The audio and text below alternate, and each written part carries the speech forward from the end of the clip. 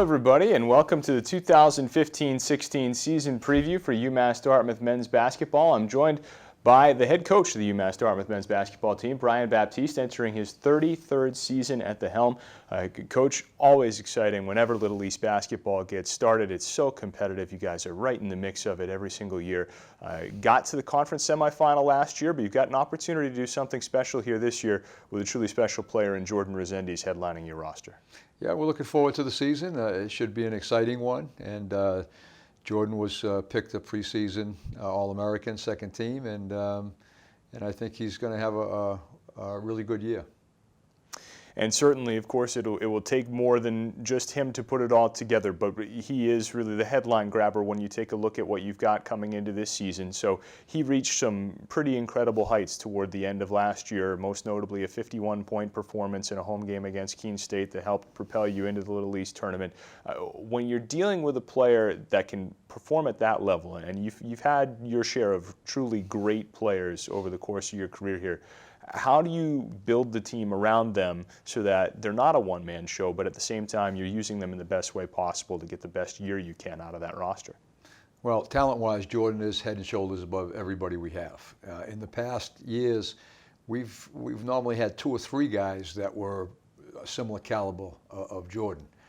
This year we don't have that, but with that being said, we have a lot of guys that are good role players that have a good amount of talent that we feel will play the other positions on the floor and be a good complement to Jordan. And of course, you get hit by the graduation bug every year, but this particular year you lose John Jenkos and Jake Laga, who were responsible for a pretty big portion of your offense, a lot of your shots and your perimeter shooting.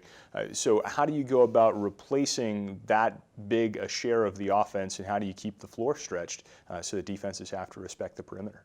Well, John Robinson is going to be one of our starters at the two-guard position. He's a very good offensive player, and he's going to pick up a lot of the load that John and Jake left behind.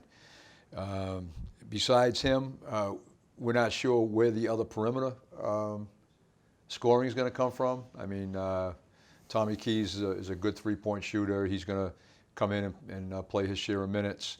But the difference in this year's team as opposed to last year's team is the inside game. We have a 6'8" kid, a local kid out of New Bedford Vogue, who is surprising me at how well he's doing around the basket. He can score inside as well as anybody we've had in many years. So a lot of our scoring is going to be offset by him close to the basket as opposed to what we had last year.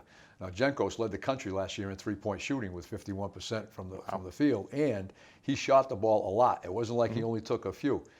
So that's going to be hard to replace, but I do see a really good percentage coming out of Nick in the paint because he'll be so close to the basket.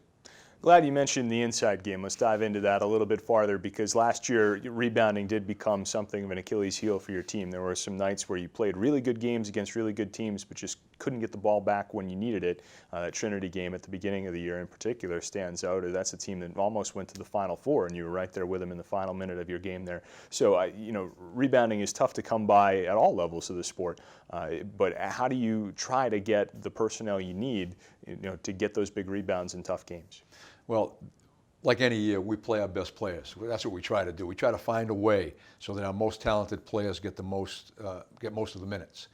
It just so happens that this year, Nick is one of our most talented big men, and he's 6'8".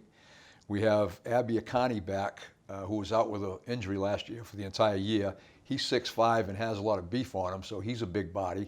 And we recruited a kid by the name of Jaleel Moyes out of Brockton, who played at Massasoit coming in as a junior. He's only 6'3", but he led the junior college ranks last year in block shots. So we have three guys that have good size, good abilities, and I think we'll be a better overall team rebounding team this year than we were last year. We also lost Wale, who was our Defensive Player of the Year 2 years in a row. We anticipated him coming back because he's only played 3 years of basketball, but he'd been at school for 4 years.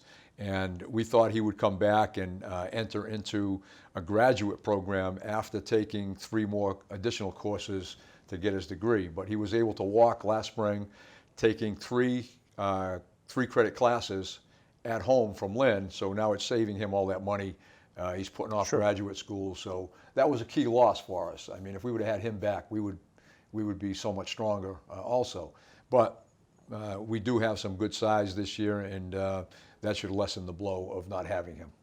And your season is coming upon us here pretty quickly, beginning in mid-November, as it will every year, with the Hampton Inn Classic, which is something over the last 15 years or so you've really made a mainstay here in Dartmouth. And you've brought in some quality competition this year with Mitchell, with Fitchburg, and with Springfield as well. So give us a little bit of a preview of that opening weekend and some of the opponents you're likely to see. Okay, we open up with Mitchell College. Like any year, when we decide who we're going to play, I look at who they graduate. You never know at that time who they're bringing in. So I thought that Mitchell would be the best opponent for us. The other two teams have been good in the past, both Fitchburg and Springfield. Fitchburg has a new coach. He's done a great job, great recruiting. He recruits not all, but mostly junior college kids, so he comes in as a veteran team right away. Had a really good year last year in his first year as coaching, and now this year, not only does he have a lot of those kids returning, most of them seniors because they were junior college kids coming in, and he got another really good class along with them. So they're going to be a very competitive team in the tournament. And lastly, I'll ask you about how things look within the Little East Conference landscape, as Eastern Connecticut has really built something of a juggernaut here over these last few years. They're ranked in the preseason top 25 on d3hoops.com, but the conference tends to be top-heavy every year, no matter who it is. There are usually 3 or 4 good teams at the top. Who are the teams to beat in addition to Eastern Connecticut this year? Well, I haven't seen we do the poll and we get all the recruits and all the returning players, and that's a good way to anticipate who's going to have the best team. I haven't seen all those numbers yet, but just going by what I know from last year, I would think Keene would be very good because they have the 7-footer back. Eastern Connecticut's already been ranked, so I know they're going to be pretty good. Rhode Island College had a very good team last year, and I know a couple of kids that went there that we recruited, so I know they have some good talent. That's what I know so far. I think those teams, along with ourselves, will be at the upper portion of the league. All right, Coach, best of luck to you this season, and looking forward to seeing you back on the court. All right, thanks, John. All right, it's Brian Baptiste, head coach of the UMass Dartmouth men's basketball team. Basketball teams will get it going on Friday the 13th with the Hampton Inn Classic.